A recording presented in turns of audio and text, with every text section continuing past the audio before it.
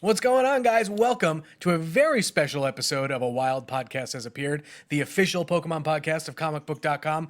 Today is a day I've actually been looking forward to all week. Megan and I both got to see Detective Pikachu. Megan's seen it twice. I've seen it twice.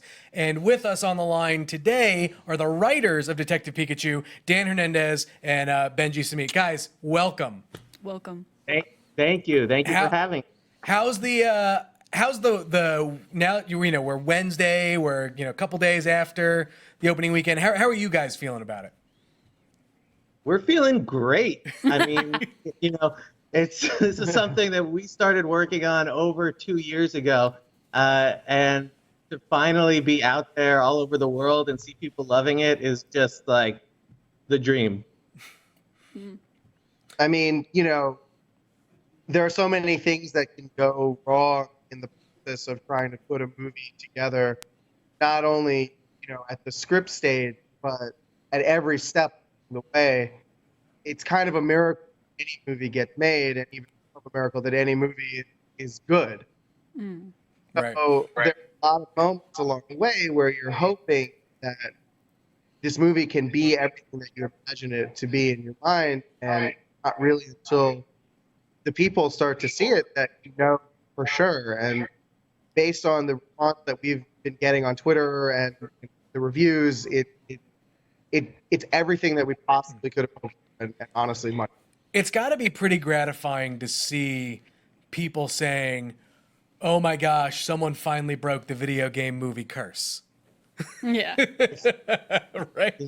Yeah, I mean, and that's not something that we ever set out to do, of course. We just wanted to make a good movie.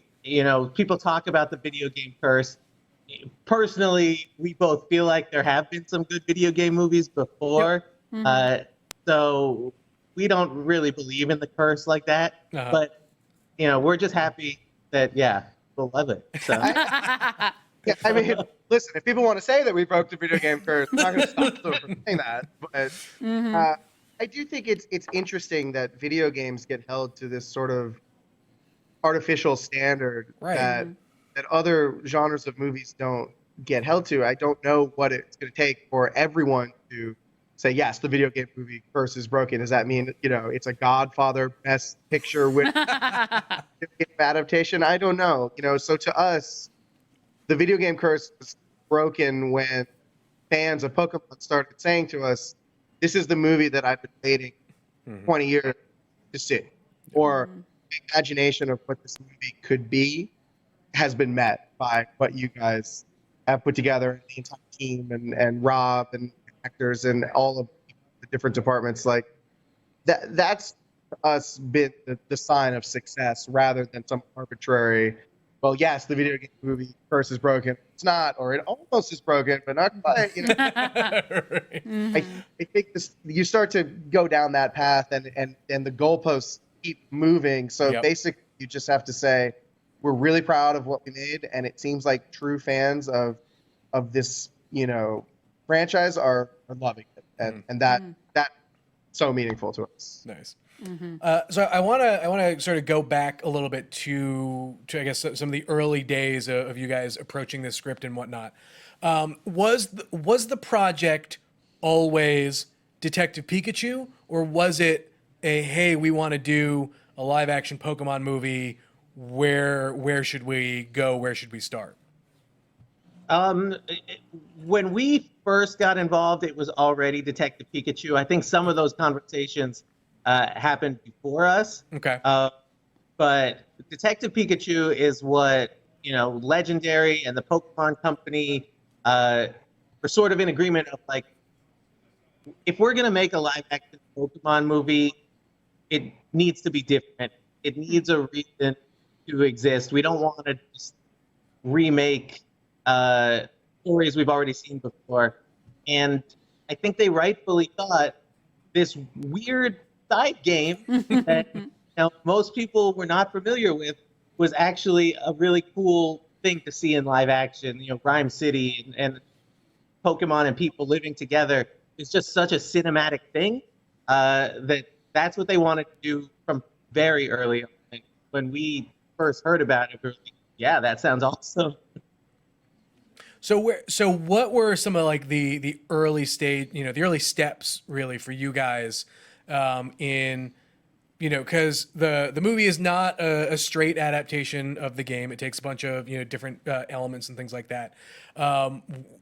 Was there kind of that aha moment for you guys as far as like when you broke the story down on taking the story in the direction that you guys inevitably went?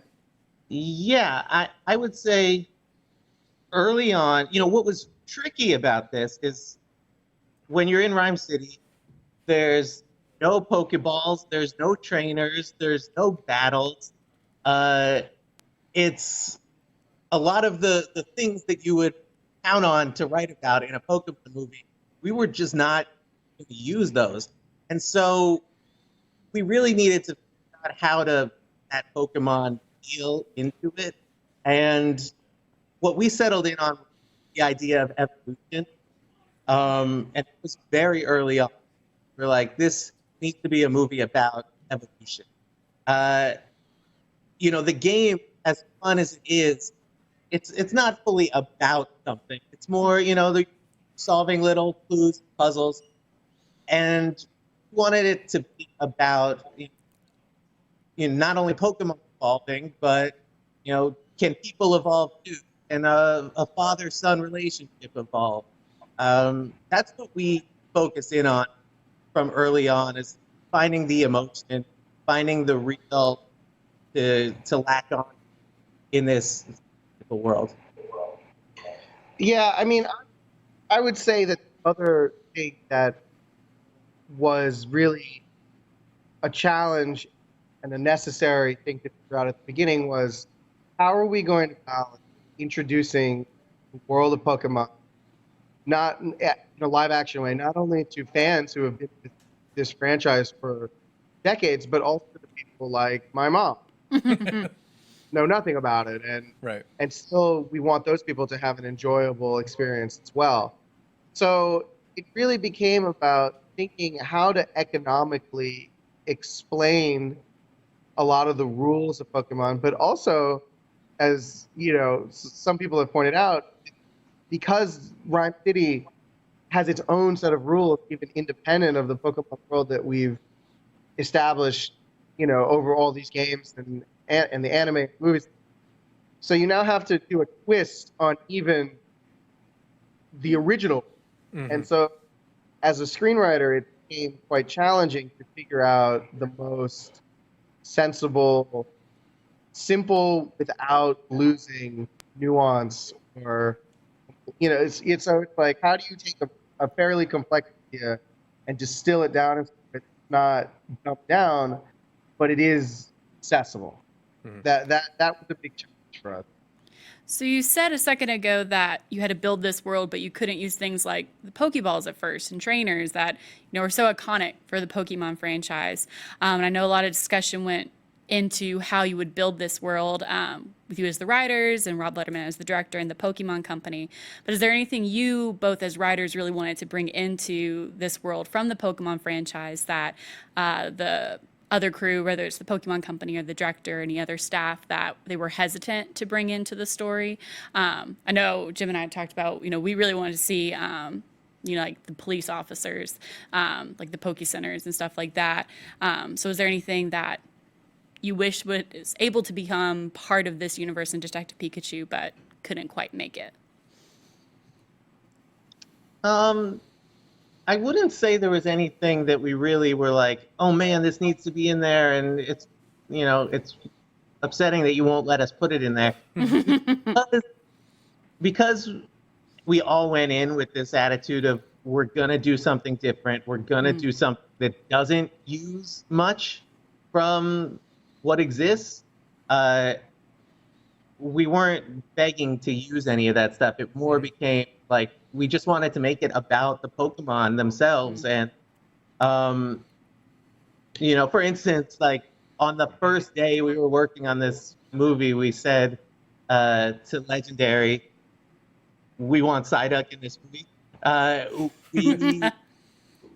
We really felt it was important. We wanted to showcase the that even what people consider the lamest Pokemon, whether it's Psyduck, Magikarp, things like that, we wanted to show in this universe that everyone has a great potential inside them. And so we were excited about stuff like that. Bigger picture things about what the Pokemon franchise means to us. And so some of the specific, the smaller things from the universe, we didn't feel were quite as necessary, at least for this story. I mean, I would say that there were things that we had in initial drafts that for one reason or another fell out, that I sort of, I wish we had just had enough time and ability to do everything. So I was interested in things like, what does garbage collecting look like in Rome? Is that a Garbodor wandering around and sort of just like a wandering trash pile? At a certain point, we had an idea that Durants were sort of like the office drones, and instead of having a courier, you just give it to your Durant, and the Durant kind of goes and is scurrying throughout the halls of the office building. So there were things like that were really fun. We had an extended scene with Jigglypuff at one point that's the one that I kind of miss. But so there were little things like that, but as you started to really focus in on what is necessary for the story or what was practical for the animators, or there were certain things that just couldn't all make it into this one. The stuff that wound up getting cut was not because the Pokemon Company or Legendary or anyone was saying this can't be in the movie. Like, it was more just coming from like the pacing of this does not work. It was really just what was best for the story we were trying to tell. So from this point, I'm going to say I'm going to put out a big old spoiler warning for anyone who has stumbled across this, because I think now, not that we're going to go too heavy, but in case you haven't seen it, pause, come back, and then you're going to enjoy this way more. With that being said, and just to follow up, only because it's just my own Pokemon fan morbid curiosity. So, do Pokemon centers exist in Rhyme City, and we just haven't seen them, or has your Rhyme City evolved past that? Like is Psyduck going to it? Like, does Psyduck have a general practitioner that he goes to if he's feeling off, or is there does that concept of a Pokemon center exist?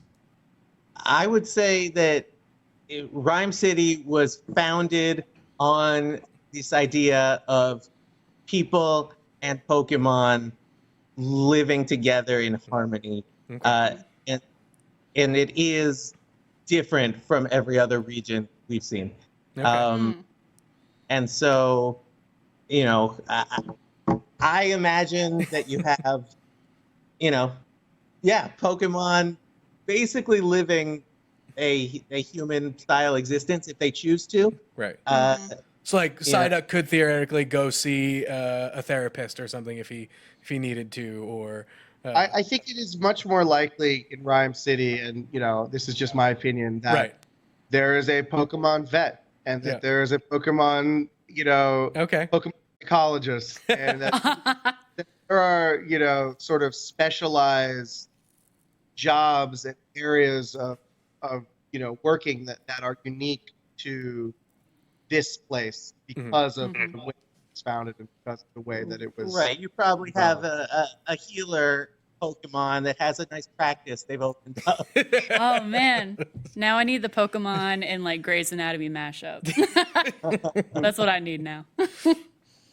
You guys mentioned having to introduce history in a way that was digestible and easy enough for Dan's mom to understand it. There was a lot there to work with. What were some of the hardest parts, do you think, in condensing that down? I mean, obviously, I mean, I thought you guys did it great in a way that, like I said, was accessible, but at the same time, like when you're in the office and you see the Arceus, statue in the background, something like that, which is a nice nod for the fans that see that. But I imagine that would have been. He's even in the cave paintings and whatnot. But I imagine that probably that, to me, felt like something that must have been really hard to kind of cliff notes. For sure. What we didn't want to do is feel like we had to explain every single detail of the people, throw enough in that people that know the world understand what we're saying, and then throw enough in that people that had no idea what this is could come in and get it for the most part. My grandparents had a few questions, but but we didn't feel like we needed to tell everything to everyone. We wanted to hint at that this universe and this world is bigger than what you're seeing in the movie, and make people excited to know more or dig deeper into it. I think that one of the exciting things about a world like this, and I'll compare it to something like Star Wars, where you don't necessarily know the history of every single character that you see when Luke is in, Tatooine, or when they're going to Jabba's palace. But if you care to seek out that information, there are answers you can find. That's what I did when I was young. I would say, well, who is Bib Fortuna? What's that guy's deal? Let me research that. Let me get into it. And so I think that we felt that it was important to have as many overtures to the greater canon of Pokemon as we could, but not slowing down the story so much that we felt like we had to bring, people had no idea in on what this is. And there were a lot of conversations about that. In earlier drafts, definitely went into more detail about, ancient Mew and finding fossils and this and that. And it was just, at the end of the day, we felt like, you know what? You don't need to go into all this, at least not in this movie. You understand enough what's going on to follow the story. But with that said, if you are so inclined to go and research and figure out what it means, there are, Bulbapedia is available to you at any, at any. And so we wanted to not answer every question in order to make it feel like you were being thrown into this world. This world function, whether you going about your bit, like when Tim Goodman first appears in that great shot. There's there's random business people going about their business. Guy's got a Charmander, just they're not concerned about him. They're only concerned with going on with their everyday lives. It's not. I would say it's commonplace, but not. And I think that makes it more extraordinary for someone watching, which is to the people in Prime City. This is life. This like morning rush hour is just this morass of Pokemon and people and trying to get where you're going. And to me, that sense of being overwhelmed by Pokemon in that scene is one of the coolest, most exciting moments because it really, the world opens in. I mean, I remember, he wrote it, and my breath was taken away when I saw that, because I thought to myself, oh, Pokemon are real. This is just how it goes in the city. And so we did, so that was sort of our thinking in how to balance some of the different elements of the greater campaign. I think there's another character in the movie that comes with a bit of pre-existing baggage in the sense of events that have happened outside of this movie having an effect in this movie, and that's Mewtwo. what was sort of can you guys talk about like the decision making process there in terms of like how much of Mewtwo's history do you really go into versus just providing enough to move your story forward? I mean, because obviously there is that mention of the Kanto incident and that, and so diehard fans are going to be like, oh, that's the Pokemon movie, right? And so but you guys you mention it and then you move on. And so was that a conscious decision because of time, or was that more of a story thing you guys were playing with? Well, so Mewtwo has always been in part of this because he's in the game, Yep. and we knew he was going to play a big role. And in writing it, it became this thing of like, we have to be clear that there's only one Mewtwo. Like, and when we're doing this movie that's set in such a different world of Pokemon, we didn't want it to feel like a disconnected universe, Right. that is just like an alternate history that uses the same creatures. We wanted to be very clear that like this movie is part of the greater Pokemon universe. And so if Mewtwo's in it, he's probably going to be the same Mewtwo. And I thought that was important because, as a fan, it seemed like the first live-action Pokemon should happen. Right. You're right. Yes. Absolutely. For sure. That just felt, to me, like something I would want as a fan of the franchise. I want to see how he looks on screen and how it all plays out. But so at the same time, we wanted to make sure that people who have been with this franchise since the beginning know that all of the time and the research hours put in studying and caring about these characters, that's not being in any way. That's still relevant to what's going on in this world. And I hope that if there are future movies, it also expands the possibilities of what's going on in some of these other regions, so that anything that has happened in the history of the Pokemon world is accessible and is usable for the screen versions of these movies, and that's very exciting. And I think that's exciting to at least a lot of the feedback that we've been getting has been very exciting that this is all connected, that it's not some universe, that it is the same Pokemon that we all grew up with. Well, it's interesting because you guys have done such a great job laying that type of foundation.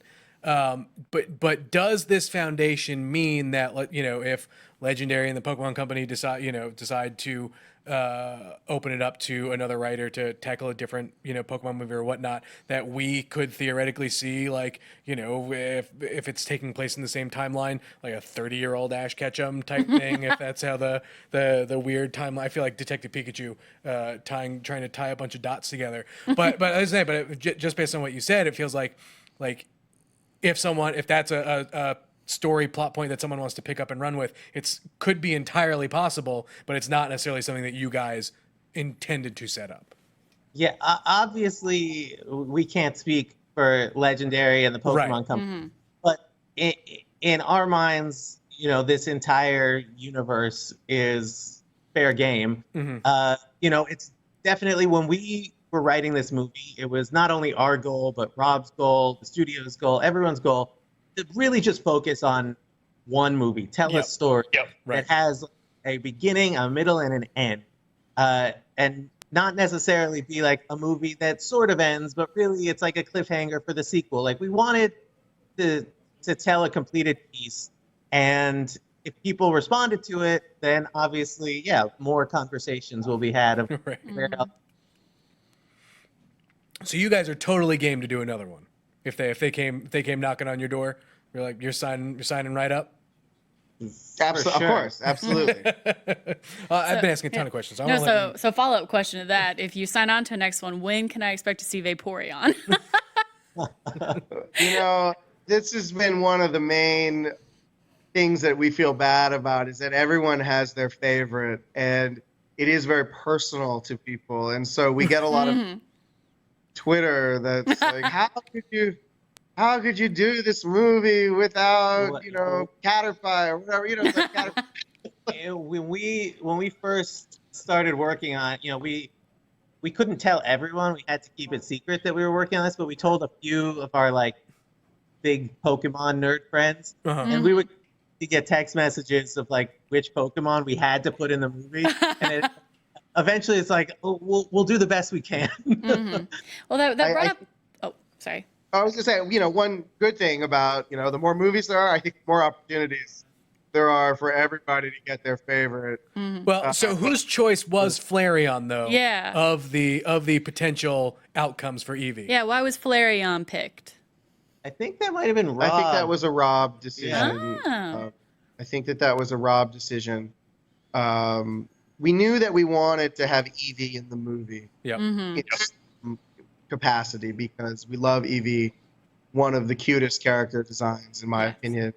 And so felt it was important to have that character represented. And then, of course, you have all these, which way do you go with it? And I think that Rob,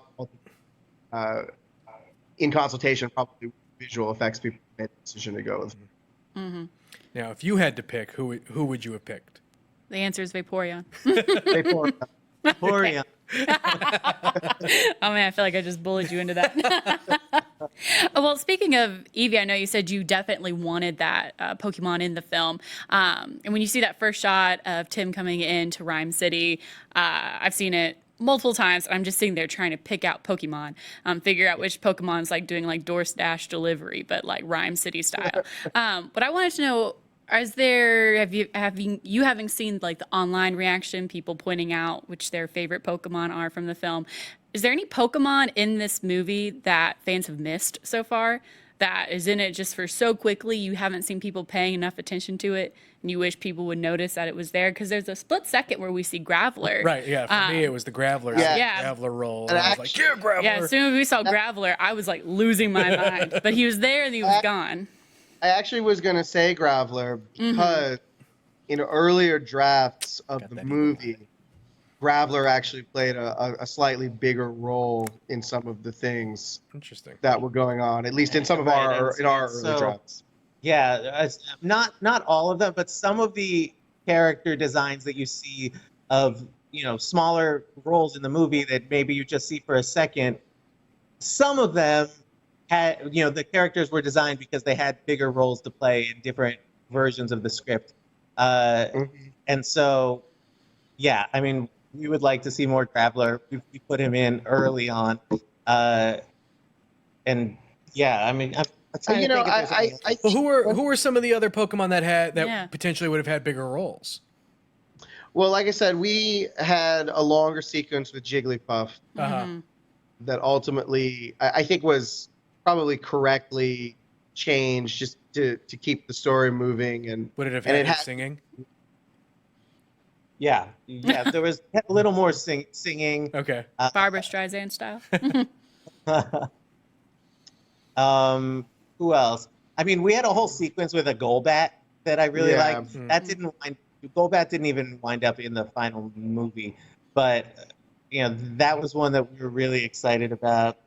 What else? I mean, stuff like what we said, like Garbodor. Like we were trying to think of like the most urban Pokemon. Like we Smeargle doing like graffiti painting.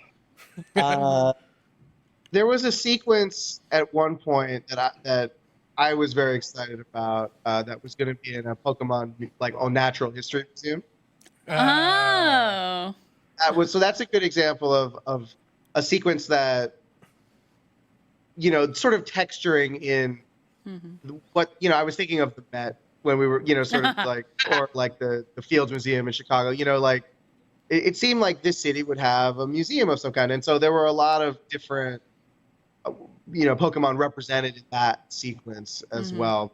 It kind of again it was pacing. It was just a lot. One of the great sort of challenges as a screenwriter is sometimes you write something that you really love, and at a certain point you realize in a vacuum, this is great, but in the context of the larger story and the needs of the story, it's actually not that essential. And sometimes those are the most difficult things to let go of, because no people will love this if it was the movie. I know I love this, but there's a greater agenda for service. And so those were some of the things that didn't quite make it be, if we had had 3.5 hours to tell the story. And this is something that I think I saw, but I couldn't necessarily confirm it. But in obviously the battle underground battle scene, did you guys include an Alolan Rattata? Or is that something that the effects guys may have snuck in? Because I could have sworn I saw one, but maybe the effects guys snuck it in. I have not noticed it, but I mean, there's so much going on. There's stuff that I definitely have not noticed yet. Yeah, to be honest, we've seen it quite a few times now, and we're still just little Easter eggs that the people who worked on the effects of this movie, I think, are the great unsung heroes. I mean, they should be sung. I mean, really, as a screenwriter, you're hoping that the visuals can match what your imagination is trying to produce. And you also know that if it doesn't, there's going to be a lot of very disappointed people, and the movie maybe doesn't work. Or even if the story is good, people are not going to take it as seriously. And so as writers, when we saw that first trailer, there was such a palpable sense of relief for us, because we thought to ourselves, these geniuses, these amazing visual artists, they did it. Just what we hoped. And that, to me, was the entry point for so many people who had been maybe a little skeptical about this concept, or even about the idea of a live-action Pokemon movie. And so you start to realize how all of the different parts of the movie work together holistically. The score, I think, is absolutely incredible in this movie. So all of these things have to be firing on all cylinders in order to make a movie that is good. And that's part of the reason sometimes I think some things fall short when you go to a movie and you go, there was something that didn't quite work about it. But sometimes it's there are these things that aren't as that affect that viewing experience beyond the acting, or the writing, or the directing. And we were very fortunate in this case that every department, top to bottom, did a remarkable job. So I know you said that you've seen this plenty of times, and there may or may not be an Alolan Rattata in this film. We will find out. I will go see it again tonight and find out. But I wanted to ask, I know you've seen tons of Easter eggs. What is the Easter egg for both of you that you think is your favorite as fans of the franchise? Because I saw one that was like ski and like surfing, and it made me think of the skier and surfer trainers that are in the games, and I got like irrationally excited. So what's an Easter egg for both of you that you guys were like, oh, it made it, that you're really excited about? I think there's the oak apartment buildings at a certain point. I thought that was a nice touch.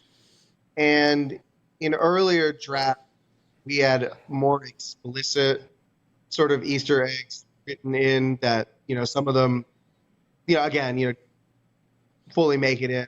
But that was one I was very happy to see. I mean, like, I like Snorlax blocking traffic.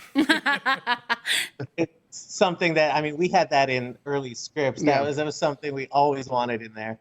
I think, that line about Mewtwo being from the Kanto region is one that's, I don't know if that's quite an Easter egg, but it's definitely provocative, and I like that. And there's a moment, where they sort of video sequence, they cut to a trainer.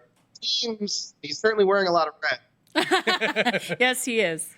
So that to me is for the people that choose to interpret it as, is this red? Well, he's wearing a lot of red. Nice. So those are some of the ones that we really enjoyed. I had a quick question for you guys about, and I wasn't sure if this was a story-based thing based off the world you guys were building.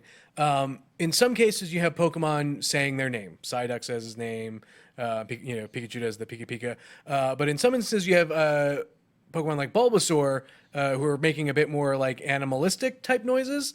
Does Bulbasaur say his name, and just in those scenes he didn't, or was there like a reason for that? Like, are the more like the Pokemon in Rhyme City have learned to do it, but the Pokemon in the wild don't necessarily do it? I'm at this point, it's all conjecture for me. I think that's actually a really great question, and it was something that we talked about. We felt like it was okay to have different species behave in different ways throughout the movie.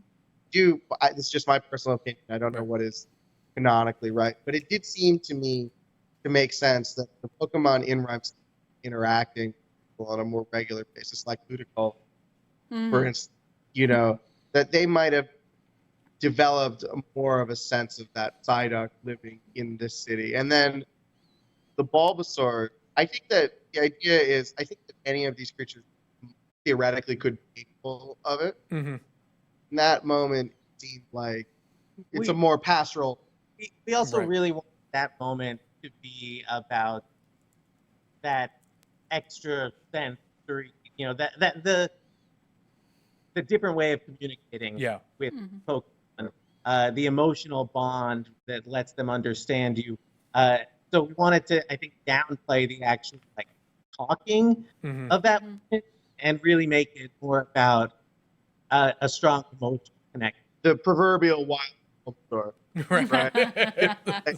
No, but that's really what that scene was about, and that was something that Benji and I very consciously wrote into the movie. I remember writing that scene at about 4:00 in the morning, and I remember thinking, I don't know how people are going to react to this very emotional scene between a human and a Bulbasaur. But we felt it was important to capture some element of the majesty of nature and the wonder of these creatures. I've occasionally compared it to a dolphin saves a drowning human. We don't really know what communication or what instinctual communication is going on there. We just know it happened, and this is documented. And so it felt like in the world of Pokemon, opening one's heart up to this creature, sort of yielding up some control to this force of nature, that like a wild bulb, right? Like that. We wanted to capture that emotional, and it's not until that him is able to go to a place that his journey, his journey can't be completed. And so that's actually maybe my favorite. Cool. I think we've maybe got time for maybe 2 more questions, then we'll let these guys go. Do you want your last shot? My last shot? Go for it. So a good one. I have pressure now. My question was kind of more related to what you were just saying about this emotional connection between the Pokemon. I thought it was very interesting in that first scene where we see Tim and he's trying to get the Cubone, and it was very dark humor because that poor Cubone has had a bad life so far.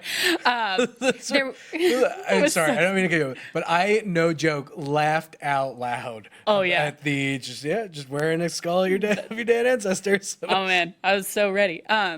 But in that scene, there's that moment where his friend says, the Pokemon has to choose you too, which relates so much to the anime of I choose you, Pikachu, I choose you. It's always been that very much the perspective from the human. And so I wanted to ask if that line was put in the film as kind of that beginning, taste of this film is more about the emotional connection. And if there was that cognizant recognition of that, it's kind of playing off that iconic statement of the I choose you, Pikachu. It definitely is playing off of that. And we wanted to set up this idea of, in this world, you have, your Pokemon partner, where we wanted it to be a mutual connection, where it's not just about, humans, controlling these creatures, but it really is about an emotional connection between two living things. And then, yeah, that is out between Tim and Pikachu over the course of the movie. So yes, that we were cognizant of all of that, and glad you picked up. Perfect. You have a question? I know was working with sorry, I'm going to back up. When Ryan Reynolds was attached to it, I know Ryan has spoken on a number of occasions when he was sort of working on both Deadpool movies, that, you know, a lot of what he did with those, you know, there was a bunch of improv that kind of happened, a lot of jokes, you know, some ADR and things like that. Did you guys have like a version of the script pre-Ryan that you then wrote maybe post-Ryan, and then were you guys potentially working with Ryan for some on-the-fly stuff, or, you know, like, what did that process kind of look like? So when we were working on the movie, it was actually before Ryan Okay.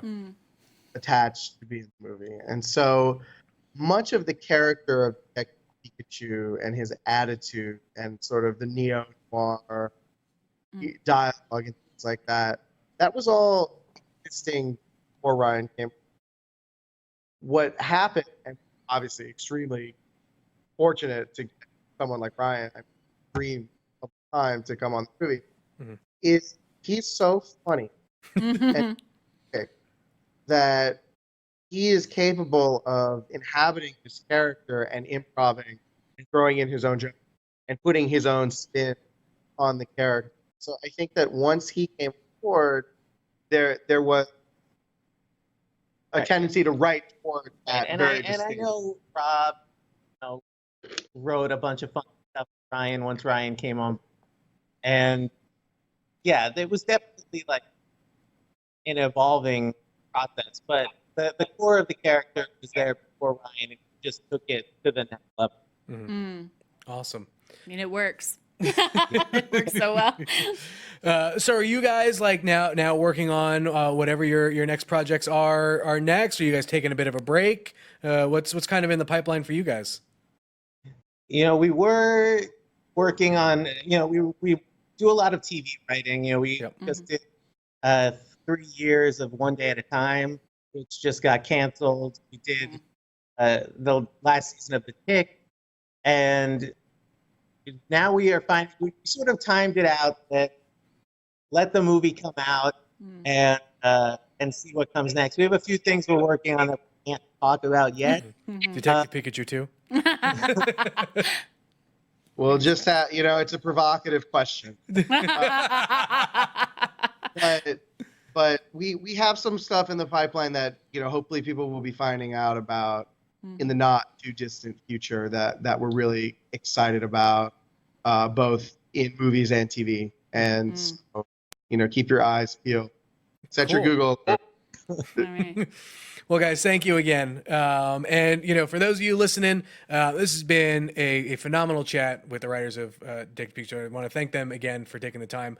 If you're new to A Wild Podcast Has Appeared, you can find us normal episodes every Thursday on iTunes, on Spotify, on Stitcher, basically wherever you get a podcast. You can find this one there. You can find me at Twitter at Jim Viscardi. I'm on Twitter at Megan Peters CB. Where can people find you guys online? I'm at Benji Samit. And I am at Cuban Missile DH. Nice. Ooh. Awesome. Thanks again, guys. And you know, we'll see you guys next time. Yes. Thank you so much, Thanks, guys. Bye. Bye.